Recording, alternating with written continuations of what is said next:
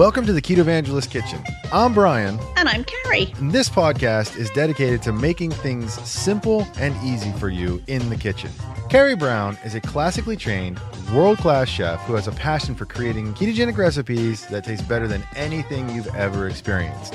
But more than that, she loves teaching people how to cook the right way. And each week on this podcast, Brian and I discuss all the ways you can create awesome keto food that is guaranteed to make you a rock star in the kitchen. If you'd like to learn more about Ketovangelist Kitchen, you can go to KetoVangelistKitchen.com and sign up for the newsletter. In exchange for your email address, you'll get brand new recipes delivered to your inbox, ready for you to whip up in the kitchen and enjoy with your friends and family. So sit back, relax, and get ready to laugh and learn. You're about to enter the Ketovangelist Kitchen.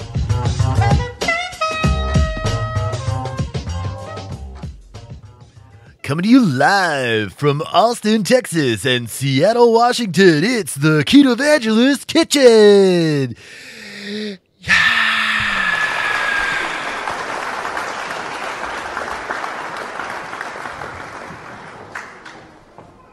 All right. Hi, Carrie. Where's Brian? That was my Who was that? That was my announcer voice. That was awesome. Yeah, wasn't it? So if you're listening to this right now, if you're still listening to this and if you haven't just like thrown whatever listening device across the car or room or whatever, I'm Brian. Don't throw things if you're in the car. Don't throw things unless it's another motorist, then it's fine. Just don't throw things at the people in the car. That's and bad. Don't forget to open the window first. Yes, also when spitting out grape seeds. Roll down the window first. I saw that in a movie once. Brian. Yes. Memo. We don't eat grapes. No, I said seeds. Seeds. If people have a big bag of grape seeds, make sure you roll down the window first before you spit them out. Grape seeds is a thing? It may be now. Grape seeds exist. You know that, right? I mean, I want to make sure. Yeah, but they exist inside grapes. Well, yeah, but I mean, we don't eat the grapes. Well, you don't have to eat the grapes to extract the seeds. I know it's a lot of work, but I'm just saying it's possible. I'm just saying, it's all about motivation. It's all about what your end goals are. Is it or is it not true that a few minutes ago, before we started recording, I said that this show was going to be a little random? You said many things, and a lot of which I cannot repeat due to FCC restrictions. But yes, that was one of the things that you said. And apparently, it was a self-fulfilling prophecy. I don't know how did we get the train off the tracks that fast? I mean, that's like a record. That was kind of a... That's good. Yeah, that was cool. I consider myself an old hat at this now. So in case you're still listening and you're not trying to spit out grape seeds or throw things at people, I'm Brian. She's Carrie. Hello. And this is the Ketovangelist Kitchen. And welcome. And we just want to say hi and welcome to the Ketovangelist Kitchen. And Carrie wants to make sure that you guys understand she loves you very much. I do. I do. That this is true. Because why else would I do this? I, on the other hand, have an arm's length relationship of indifference toward every single one of you. So there. Balderdash. Okay, so, hey, guess what, people who are listening? You know that you can interact with us on the social medias, on the Twitters and the Instagrams. Say, for example, Ketovan Kitchen on Twitter and Ketovangelist Kitchen on Instagram. I don't know why Twitter makes it to where you can't use the whole name of whatever you want to do. Like, they limit it, but they do. So that's why we're stuck with Ketovan Kitchen. But that makes it sound like it's a cool mobile restaurant. We're the Ketovan Kitchen, doesn't it? I mean, it's hip and trending in downtown. Street food. I'd say that's like something I would love to do. I'd love to have a food truck. My son, of course, would go completely nuts if we ever had a food truck. That's like a dream of his to have one too. That would be ship him up to Seattle, and he and I'll do a food truck, and you can come visit. Wait, why do I have to visit? Why can't I go to Seattle? I like Seattle. Because we'll be busy making food. Yeah, that's true. Okay, then I'll let him know. Hey, son, you're dropping out of college, and it's food truck or nothing. There was a movie. You don't watch very many movies. At least I'm assuming that you don't watch very many movies. I'm British. I don't know what that means, but we don't have the out of control Hollywood movie thing like Americans. I mean, we go to the movies, but we're not we don't have this. No, you go to the huge movie. Everything revolves around Hollywood culture. You go to the cinema. We do go to the cinema. But it's not. You have a problem with my A's, don't you? No, you have a problem with your R's. I have no problem with them at all. There's no R in cinema. There's no R in Arizona. So how am I having a problem with my R's when there's no R in cinema? All right. Next time you say America, I'm gonna bring this conversation up. So there was a movie that came out in 2014. It's called Chef. It stars Jon Favreau. He's a chef, and he kind of he's bored with his routine. And he, in a series of incidents, loses his job, and he kind of, in order to find himself again, he goes and gets a food truck, and it's pretty cool. I mean, it's a heartwarming story. But you know that they call movies different things in different countries, right? You mean the titles? Yeah. Yes, I do. I do know that. Like that movie would be called something like Jon Favreau Gets a Food Truck, or something along those lines in, say, England. Because I know you guys aren't good on one-word titles for stuff. Right? And that's why there's always like Duke of whatever and Earl of whomever, and it's never just like one thing. Instead of Tommy. Yeah, exactly. No. Yes, exactly. Earl of Somerset. Right. Yes, that's what I'm saying. So I'm sure if Somerset has an Earl, but never mind. Anyway. It does now. What should we talk about now? What's the female? Hold on. Let's do a review. Let's do a review. Hold on. I have a question before we do a review. What's the female version of an Earl? What is that called? Like, there's no such thing. Well, like there's a Duke and a Duchess. And there's a King and a Queen. Like what's the? Oh, you mean the Earl's wife? I guess. I don't know. Maybe they're married. Maybe I'm trying to think of an Earl and what Earl. So, what's his name? Ricky? Earl Ricky? Charlie and Andy's baby brother, Edward. I think Edward's an Earl. I think he's the Earl of Wessex. The Earl of Sandwich. And Sophie, his wife, is the Countess? No, because that'd be Count and Countess. Okay, so listeners, here's your homework.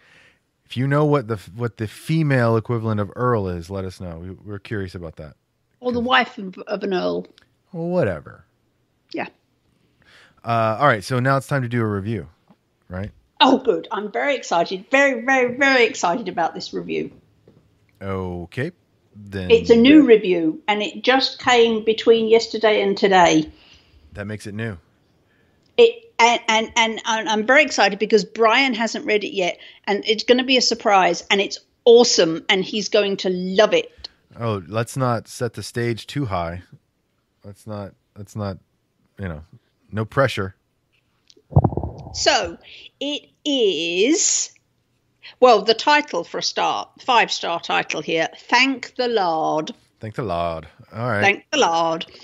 And it was written by Honesty74, which, I mean, the name right there makes me happy. Honesty74 says, finally, a podcast that discusses the fundamentals of eating a ketogenic diet. I love the hosts, Brian and Carrie. They make learning about ketogenic eating entertaining. Brian is hilarious, and I love when he impersonates an English accent, and his quirky jokes are funny at times too. He's like a big kid at heart. Carrie is knowledgeable about the foods. She is the cooking expert of the show, and love her accent. The two together create an awesome show. Can't wait till a video version of the show becomes available, like cooking demos. Keep up the great podcast. Keto on. That was very nice. Honesty. Right? I'm just going to say to Honesty, thank you. Honesty 74. Honest- Let's not get honesty confused with other honesties. Let's not. Yes, honesty 73. You suck. Honesty 75. Get out. Honesty 74. We love you. Yes. So here's the thing, though. Is she seriously saying that only some of my jokes, or are they seriously saying only some of my jokes are funny? Are funny at times, so they could all be funny, just not at the all wrong times. Okay, I like the way that's done. That's well handled. Yes, it's not that I'm not funny; it's you're listening at the wrong time. Right. Okay, that has made my day. That's going to be my go-to now. Also, Brian is hilarious. Yeah, well, I don't know about that, but thank you, Honesty 74, for your candid yet poignant review. I appreciate it. Now, if you who are listening, that's my favorite review of the day. Right, that's the favorite review that you've read today. On this podcast. If you are listening and you want to get a review read, all you got to do is leave a review for us. You can do it with your iPod or your podcast app, or you can go to iTunes and leave a review. 5-star rating would be nice, and a nice review. Tell the world how awesome Carrie is, because Carrie's awesome. So, there you go. I'm very excited today. I got that sense by talking to you for the last 20 minutes that you are very excited. Do you want to share why you're very excited? I do. Please go on. Continue on. I gave blood. Voluntarily? Voluntarily. Okay, all right. I see where you're going. And Skyped with you simultaneously. Oh, I don't think that's true. Wasn't it right after? I accidentally called you right after you gave blood? No. I was sitting there with the woman about to jab the needle in my arm when you Skyped. Oh. And it was awesome timing, because then I was totally not paying attention to the fact that someone was stabbing me, because I was concentrating on the fact that Skype was calling me and making the Skypey kind of noise. And so I missed the pain and the suffering and all the pokey needle thing, because I was focused on you. So the timing was perfect. So you think how lucky that we are that medical professionals can take blood just from our arm. Like, what if you had to take it from your eye? Like, what if that was like you couldn't? There's no distraction from that, right? You can't look away. You know. So it's kind of interesting you say that, because I am notoriously like in local area hospitals, they're like, please don't let us have to take blood from Carrie Brown today, because I mean, it has on more than one occasion, it's taken 3 hours to get a blood sample from me. And there was one day where this was one of the 3-hour episodes where they ended up taking blood out of my feet because they could not get a vein anywhere else on my body to stand up. You would make the worst heroin addict ever. Right. My wife tells a story from her childhood where she, as a kid, she had to get, like, I think it was an IV put in, or maybe they were taking blood. I don't remember. They were putting a needle in her arm. And like they had to try like a dozen times before they got it right. And then she said this big German nurse, she grew up on an Air Force base. This big German nurse walks in and get out of the way. And like floop, finds it right away. And that's it. But it was like an hour and a half of like 7 other nurses trying. And her arm was just poked full of holes. So I'm sure you two can commiserate about that. On the foot episode, I literally had about 3 dozen puncture holes all over me, all up my arms, my wrists, the backs of my hands, my legs, and eventually they got a needle to stick in my foot. Well, good for them. I was exhausted by the end of all that, I can tell you. You look like a porcupine. Did they take? So today was fantastic because you called at just the right time. I was distracted. She could just do what she had to do, and I was just in and out of there within minutes. It was fabulous. So thank you. Okay. Well, I'm glad that I could make your exsanguination experience a fun one. Also, I'm terribly excited because I'm in the last throes of the Crockpot cookbook, which by the time you hear this will already be out. But I'm very excited because I made a dessert in the Crockpot, and you're going to absolutely love it. And it's made with strawberries, but which of course we don't eat a lot of, just a little. So I made it with strawberries and a surprise thing that kind of cuts the strawberry carbs in half. And I'm not going to tell you what it is because it's a surprise, and I'm very excited about it. And so I came home from the hospital with my plaster on my arm, and the beeper went off, and dessert was ready, and I ate it for breakfast, and it was fantastic. And I absolutely cannot wait for you to have this recipe so that you can make it too. So for the audience who's listening, just so you know, the mystery ingredient that Carrie's talking about is in fact not an umbrella.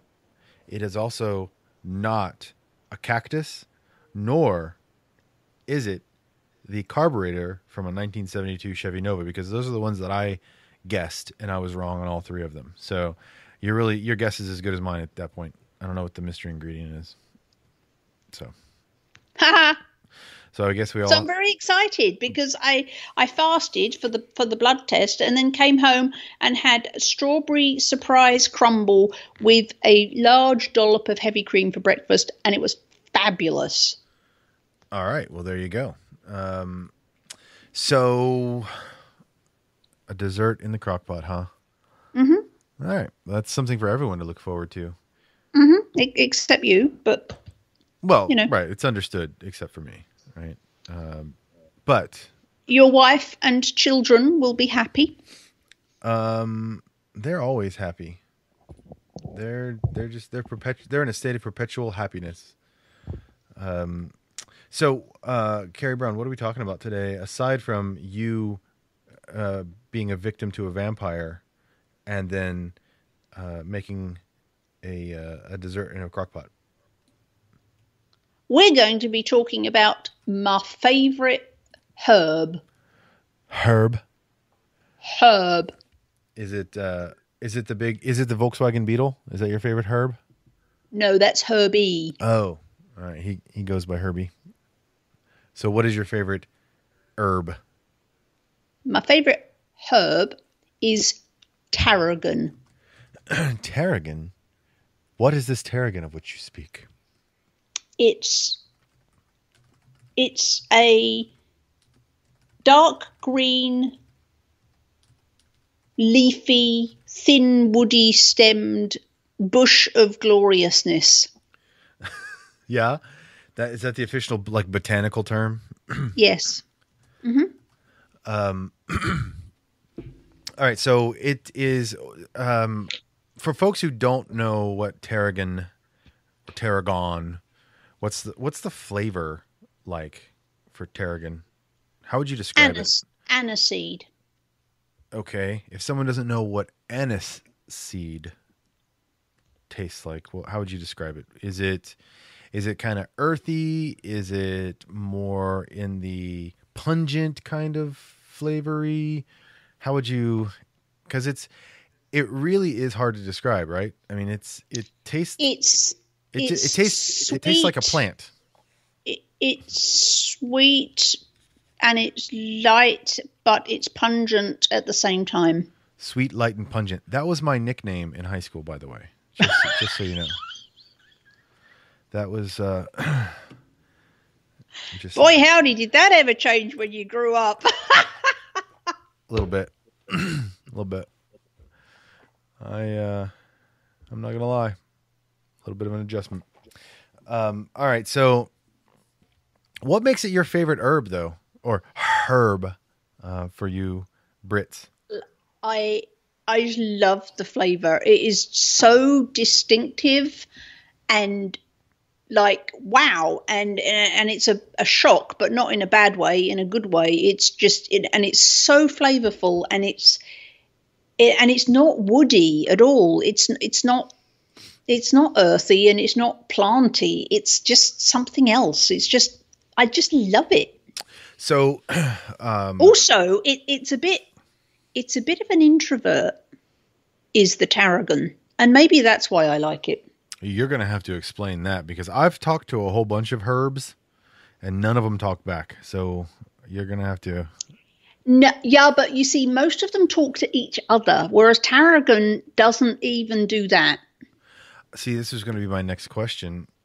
Because okay, so for folks who are not familiar with fine French cuisine, the fins herbes are four of the kind of staple French herbs, right? And tarragon's one of them. Parsley's another. Chives is another, and the fourth one, it's do you know? It is Something. It's chervel. I don't remember what it's called, but anyway, tarragon's one of them, and so that means it's kind of a fundamental or foundational flavor profile. So what you're saying is it doesn't really mix with the other herbs. It's very standoutish, Right. or It doesn't. With most herbs, you can kind of get away with mixing two or more in the same dish, and they complement each other, and you can kind of taste them both. But with tarragon, there's a long list of do not put tarragon with. So you wouldn't put tarragon with basil. You wouldn't put tarragon with oregano. You wouldn't put tarragon with rosemary. You wouldn't put it with sage. So there's a bunch of things that tarragon is just it likes Really? to play on its own. okay. So all of the stuff you just read out are basically like those are the go-to herbs that most people have in their pantry. Right. So So the takeaway, so you don't have to remember all that. When you're thinking about tarragon, it's all about the tarragon, nothing else. That's all you need, just tarragon, nothing else. You don't need, well, a bit of this and a bit of that and a bit of something. Nope, tarragon. it's All about tarragon. It's a very self-centered herb, is what It I'm is hearing. a very self-centered herb. Oh well, then I don't know if I'm going to like him very much, because I like generous people. I don't like self-centered people. But I'll talk It's to him. generous in different ways. It's very generous with its flavor. So Does not play well with other herbs. gotcha. Now, is there anything that it does mix well with? Is there anything that it would be considered good with? It's good with lots of things, just not other members of the herb family. Oh, so it's Although it does go very well with chives. So chives is one thing that it would go well with. okay. So, Parsley. It goes well with parsley. yeah, that would make sense if those are like one of the four. And the other thing it goes well with is your chervil, which is why Chervil, that's what it was. it would have been one of the four fine herbs from France.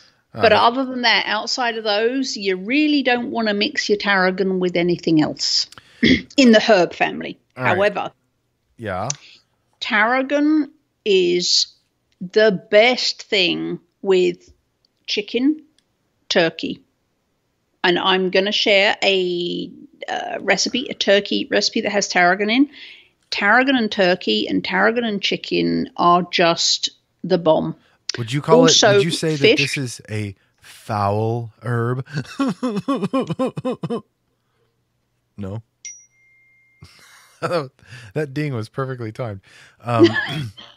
So it goes well with turkey and chicken, and you said fish, because I was going to ask about salmon, or is it going to be some other kind of fish? So it goes, the things it goes super, super well with: chicken, eggs and egg dishes, fish, turkey. Those are the things that it just rocks with in terms of protein. So since it goes well with eggs, then no. Okay, so you're gonna have to correct me if I'm wrong here, because I'm guessing. A béarnaise sauce. Yes. It is the tarragon is the base of a classic béarnaise sauce. Okay. So if you know what a béarnaise sauce tastes like, which by the way, I love shallots, and I really dig. I don't. This is going to be a sentence that I never thought I would say. I really like a shalloty béarnaise sauce. If you know what a standard like generic kind of béarnaise sauce tastes like, that then you know what a tarragon tastes like. Tarragon is the key ingredient in béarnaise. What do you get if you take the tarragon out? Like if you don't have béarnaise, or if you don't have tarragon in the béarnaise, what do you have? Boring. You have a sauce that has been done incorrectly. It's missing its main ingredient. You have nothing. Right. Okay. All right. So, Bernays, so is there anything else that's like fundamental or foundational for Tarragon then? In terms of what it goes with? Well, so it goes with poultry, it goes well with fish, and it goes well with eggs. And those are all lighter foods, right? So I'm assuming also then that it would go well if you were, say, having a dry white wine or something along those lines. Well, I think because you typically, Tarragon is its own thing. It's full of itself. So it goes better with things that aren't going to try and fight with it. Oh, okay. So it goes better with the lighter so that it can shine. It goes better when it's the star. Gotcha. Okay. That makes sense. All right. So, what else? What else about Tarragon? So you said you had a recipe. Are you going to talk about it in a minute, or you want to get into some other stuff first before we get to that? I am. No, I'll do the recipe at the end. Okay. So, anymore, you can get Tarragon all year round. Although it typically kind of grows late spring and summer, but you can get it all around now. Do you grow your own? Do you grow your own Tarragon? I will be this year. Okay. I'm going to try. I haven't tried to grow it thus far, but I love it so much that I'm going to try and grow it this year. You can buy dried Tarragon, but it is better. You get the full force of the Tarragon terrificness if you use fresh. Obviously, you get better nutritional benefits, but you also get a better flavor from the fresh. You also want to, if you're buying fresh, you want to smell it. The richer the fragrance, the fresher, the better it is. Okay, so you want a lot of silage coming from it. It's got to be odoriferous. That's how you know it's going to be good. Odoriferous. When you get it home, keep it in the vegetable compartment. So you like some like basil, you'd keep in a pot of water on the counter. Not with Tarragon. It needs to go in the vegetable department in your fridge. Wait, you keep basil in a pot of water on your counter? Mm-hmm. Okay. Why? I know we're talking about Tarragon. Sorry, Tarragon, but I'm curious as to why. Because it lasts longer. Oh, all right. Fair enough. We need to do. Generally speaking, if you want to know how to store something, remember how it was on display at the supermarket. And typically that's going to be the best way. So tomatoes don't live in the fridge. They live out. Onions live out. Things that live out in the grocery store typically live out at home. And if they're in the cold bit that gets a shower every 30 seconds, you keep those in the fridge. So if you're confused about where to store something, think about where they're stored in the grocery store, and that's going to be the most likely the answer. All right. So there you go. Basil, you will notice at the grocery store, is never in the fridge with all the other packaged herbs. It's always out in the open. And Tarragon is the kid with the rolled up sleeve smoking a cigarette in the corner, grumbling at everyone else. Yes, but it is in the cold, in the chilly bit, not out in the open with the basil. All right, so you want to store it in the fridge, in the vegetable drawer in your fridge. And if you do get dry Tarragon, you've got to keep it in an airtight container. So make sure you have spice jars that are airtight. Most of them I find aren't. I've actually just moved to the little glass ones with the rubber rings on to make sure they're airtight, because they'll last a lot longer, and particularly because the oils in Tarragon are so volatile. They oxidize. Airtight container. They oxidize really easily, and they go rancid really fast, and it really makes it bad, right? Yes. Okay. Yes. Okay, so then I know you're going to give a recipe, but I want to talk a little bit about applying the Tarragon. Now, is there is this one of those things where you can add to the aromatics, or does it really want you to wait until the very end to add it? Or depending on how you're doing it, it could be at the beginning or the end of whatever meal. For maximum flavor, you really want to lob your tarragon in at the last minute. At the last minute, okay, because the oils are so volatile. Yep. They will break down. Okay, so I just have to say this one more time. The lawyers say don't lob stuff in the kitchen. Just so you know, even if it is something with a small amount of mass like tarragon. Although if you're Carrie, it's probably 7 pounds of tarragon going into one meal, based upon what she's told me about her really, really almost inordinate appreciation for tarragon. It's bordering on unhealthy. I'm just saying it's a lot of shrubbery to be shaving all over poultry and fish. So, in a former life, I roasted beets and onions once, and when they came out of the oven, I tossed them with tarragon, and the flavor was so unbelievably awesome that I still don't think I've quite recovered from that.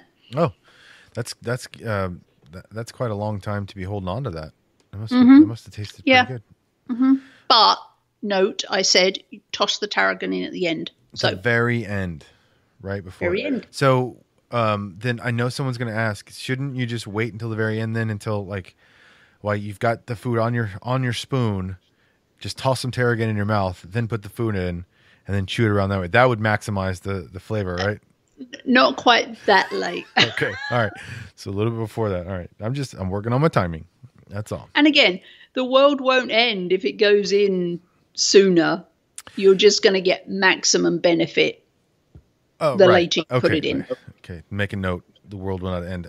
So there's more than one kind of tarragon, right? So I realize that a lot of times it just says tarragon on it, but you might want to check to see if it actually gives you details, because there's like a French tarragon, and there's like the French tarragon is the only one we care about. The others are all. It's like Honesty 73 and Honesty 75. Just nothing. Get out of here. Get out of here. Okay. We're not doing with any of that. We only want the Honesty 74s, and that would be the French tarragon. So the Russian tarragon, nah. No, just French. That's it. That's all you want. It's all you need. French tarragon. Okay, so there you go. So if you see a package of tarragon, or you've got an opportunity to buy some tarragon, check to make sure. Read the fine print. Make sure it's French. Yes. Because there's also Spanish, and there's Mexican, and there's winter, I think, and there's one other. Oh, there's Texas. There's a Texas tarragon. Well, that one's plainly false. Plainly an imposter. So we don't want anything. The way that you know it's Texas tarragon is it's bigger than everything else, and it's better than everything else. So. And it wears cowboy boots. Right. It's louder than everything else too. It's also riding a cow. Or no, horse. It doesn't like cows. Tarragon doesn't like cows. Oh, okay. Wow, she's sounding more and more like you at every turn. I'm just saying. I happen to wait. I don't ride cows. No, you don't like cows. Oh, okay, all right. Maybe tarragon. Maybe I am tarragon. I never knew it, because it's sounding a lot like me. Self-centered me. So, okay. So, what else do people need to know about this favorite of Carrie Brown's?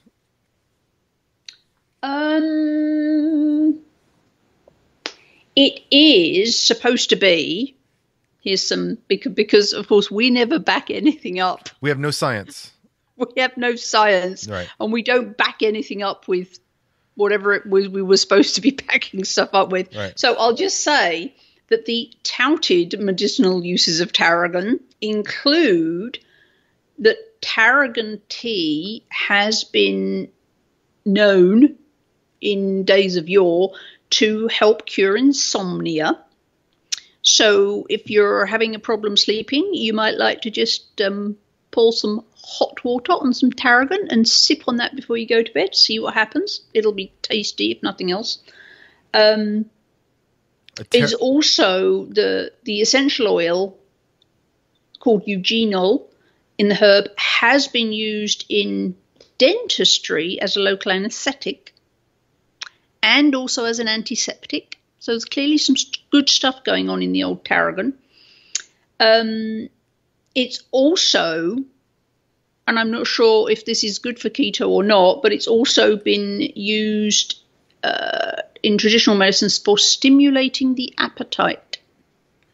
Well, that'd be an interesting like battle, right? Like if you're keeping your ghrelin hormones really low, but then you have some tarragon. Now you've got like this battle going on inside. Which one will win? Which one will win? So on the Facebook group, maybe that should be our answer now, is when people say, I've only eaten like 200 calories and I'm not hungry and I'm full. Eat tarragon. Right. Mainline some tarragon. That should do it for you. All right. So now the question then becomes, let's say you have a branch of tarragon, how is that extracted? Do you just chop it up? Do you have to actually pull the actual leaves off the branch? Are they? I mean, what is it? How do you get the actual herb itself? Do you throw the whole like a sprig into whatever? I mean, what is it? What's the actual mechanism? So you pull the leaves, and the leaves are, unlike most herbs, they're really long. Well, I say really long in herb measurements. They're really long. They're about an inch and a half long, slender, smooth, like what am I thinking of plant that is like if you know what an iris looks like, the leaves of an iris, it's looked like that. Very skinny, long, smooth, glossy green. Like a pine needle? Wider than a pine needle. Okay. Leafy. I mean, it's a leaf, not a needle. Okay. So it's not that skinny, but it's the slim, flat, long Gotcha. leaf. So it looks like a tea leaf. It really does look like a tea leaf, right? I mean, that's... Yes. Okay. All right. Yes, okay. I guess. Yes, like a tea leaf. So obviously you pull the leaves off of the stalk, the twig, the branch, whatever you want to call it. But you don't want to chop tarragon too much. Okay. Now, because again, the oils will start to oxidize. So you can either lob it in whole, or you can, 3 chop, done. 1 leaf, chop, done. So just 2 chops. That's it. Get your pile of leaves, 2 chops, sling it in. Is it possible to overdo the tarragon? I mean, can you add too much? Yes. But you would still recommend that because you like it that much? Or is that a challenge you're willing to take? Always. Gotcha.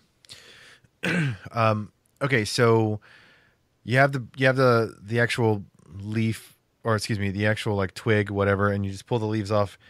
You don't have to give them a quick chop, but you can because they are long, so you won't, Right.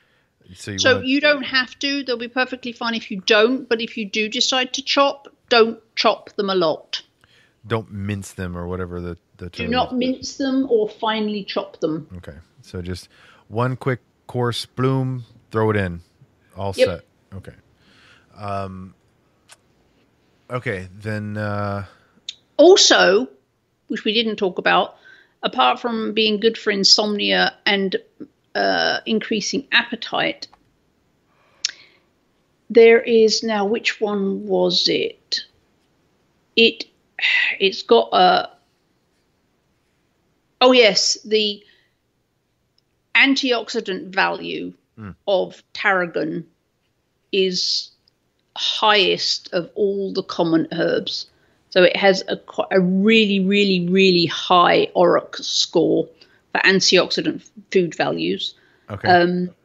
Also, the one thing that's often called out if you read about tarragon is that it helps to lower blood sugar. Oh, really?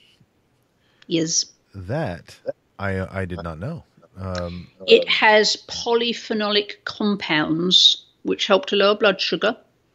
And it also has compounds which inhibit platelet activation, i.e. helping prevent clot formations in blood vessels of the heart and the brain and protecting from heart attack and stroke. Wow. Okay, so this is sounding almost turmeric-esque in terms of It's also very, very high, rich in vitamin C, which is something that keto people tend to, if there's one thing that's going to be missing, it's going to be the vitamin C, because meat doesn't have any in. So if you're low on vitamin C, lob some tarragon in there. Or, and I'm just saying, you could just place it in there. You don't actually have to don't have to lob it. Just so Lobbing is more fun. Dibs on the band name Lobbing is fun. Placing is boring. Placing is boring.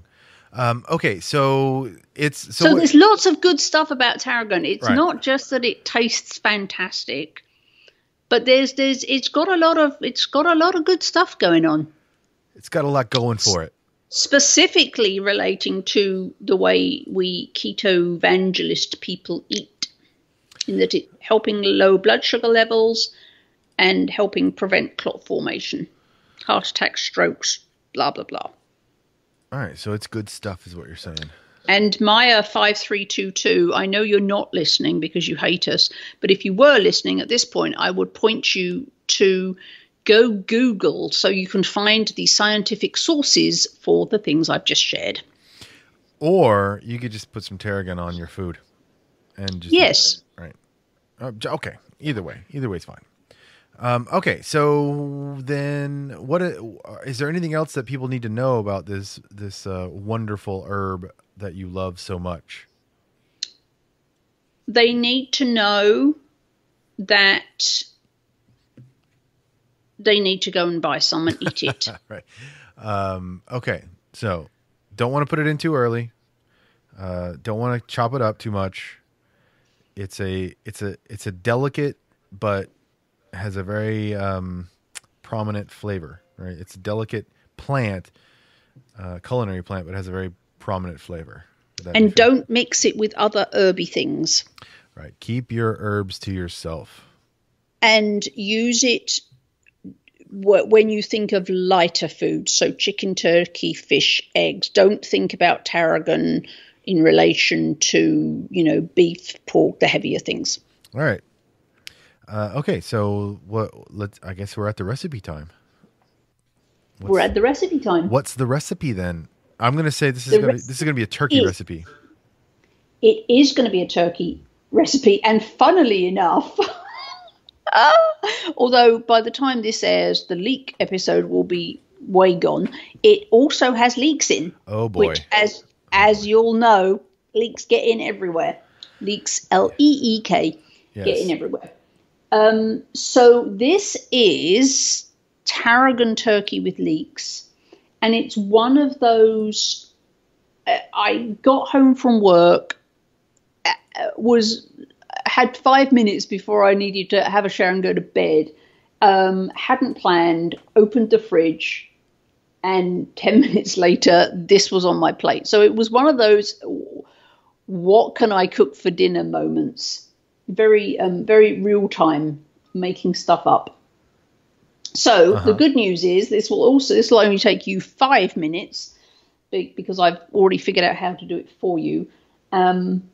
So you are going to need some coconut oil or avocado oil, whichever is your preferred sauteing oil.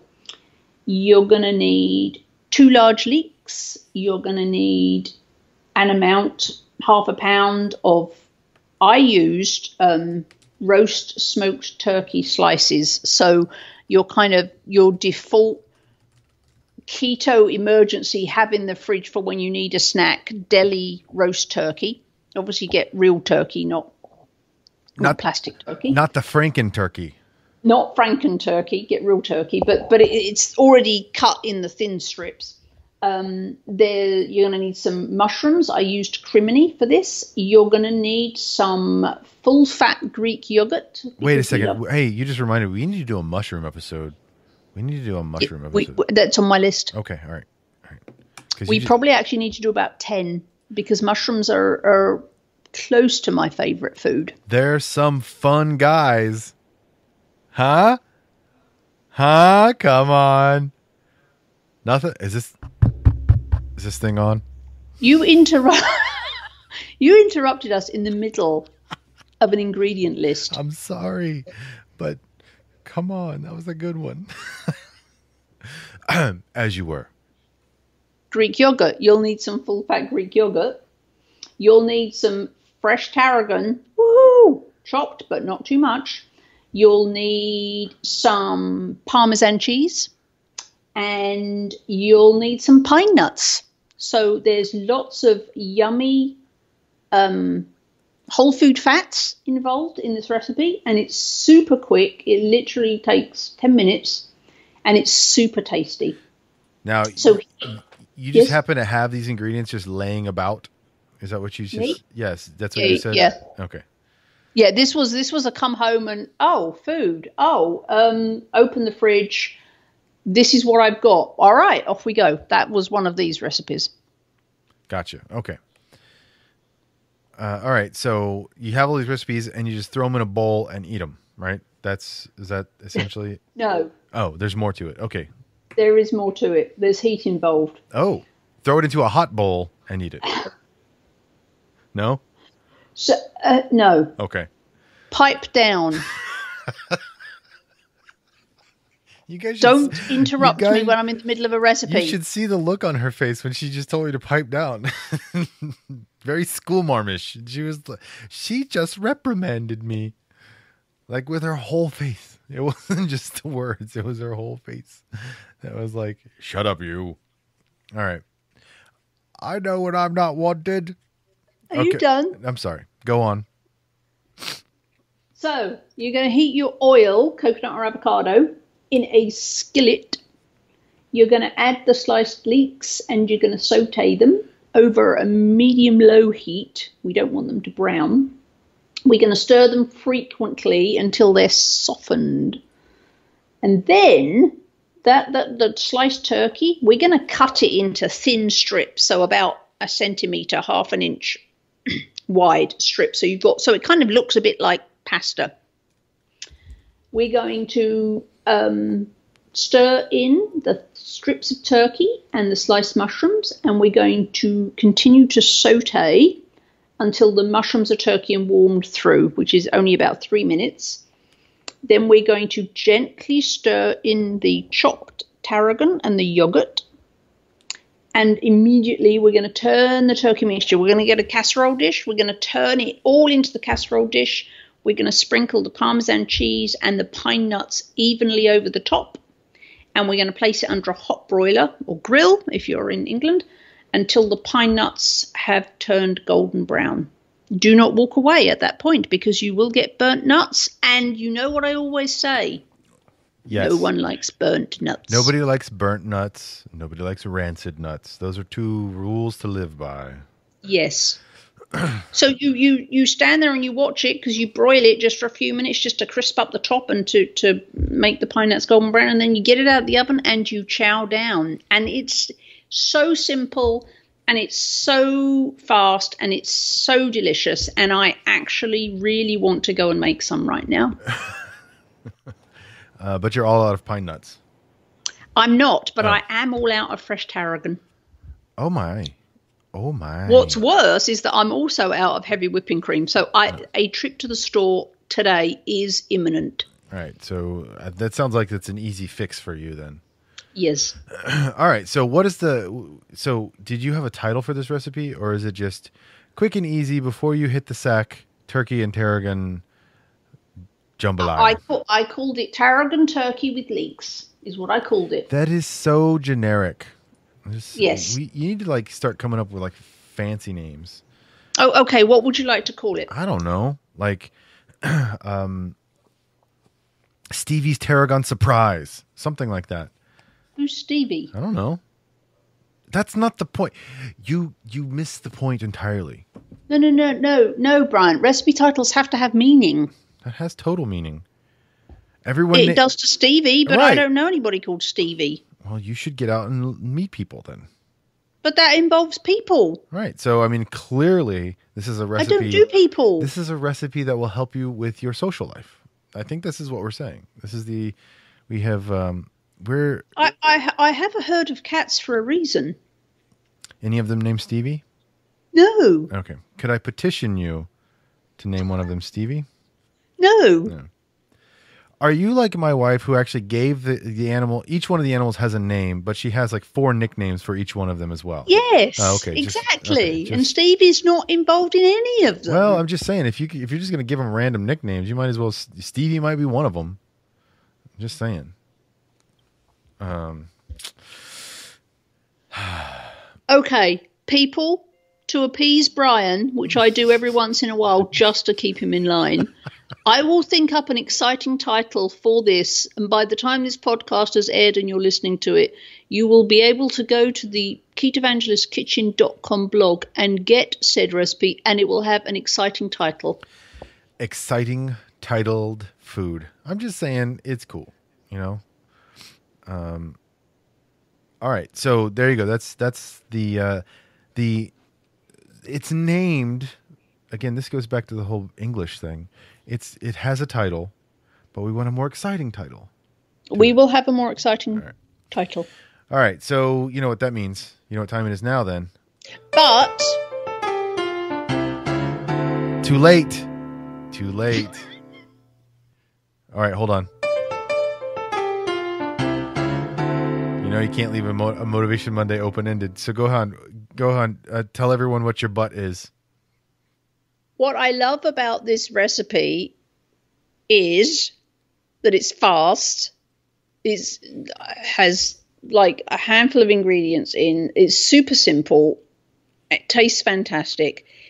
My point was recipes do not have to be complex, or you don't have to spend hours in the kitchen to get something that's completely keto, tastes fantastic, and takes no time at all. This doesn't have to be complicated. And this is not cooking. This dish is assembly with added heat. It's really not cooking. So you all can do it. Doesn't matter if you've never been in a kitchen, you all can do this recipe, and that makes me super happy.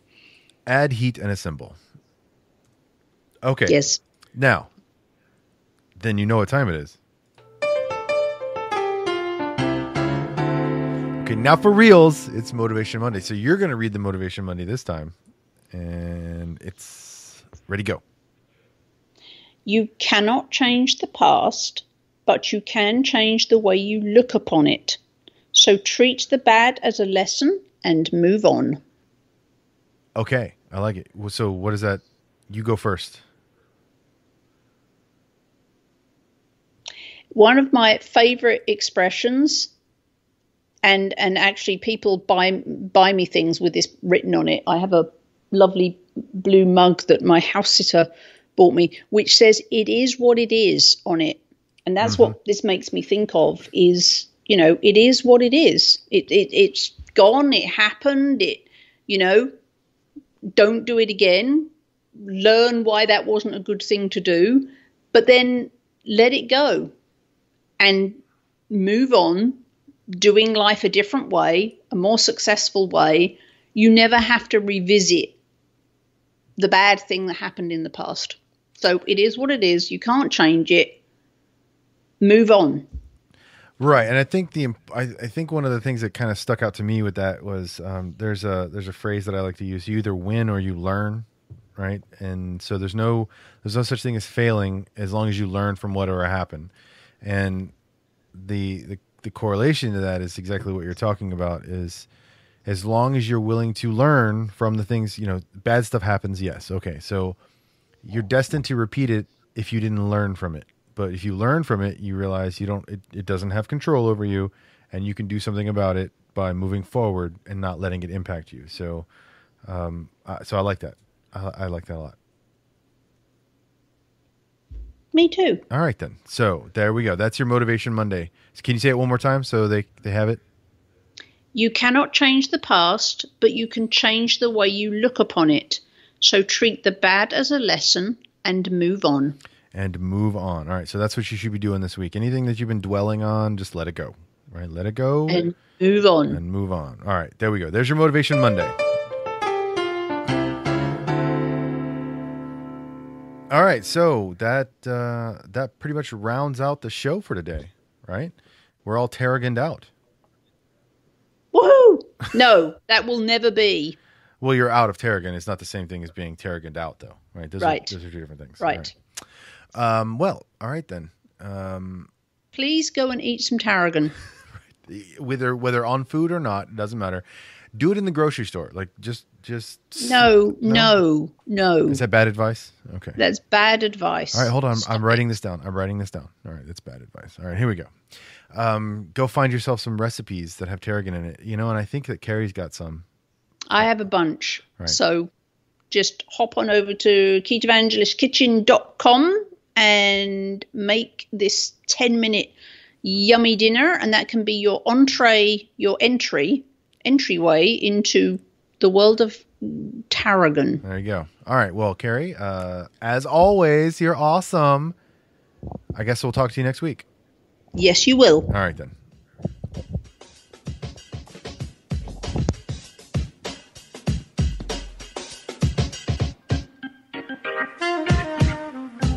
All right. That'll do it for another episode of the KETOVangelist Kitchen. You can check us out on the Facebooks and the Twitters and the Instagrams. We have a nice little group full of all the foods, all the keto foods.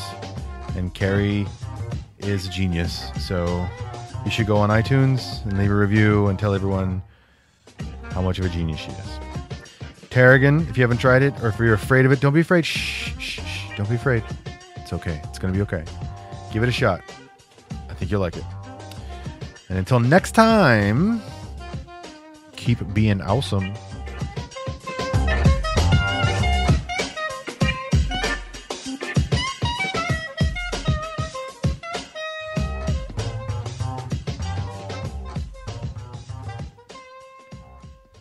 Powered by ketones.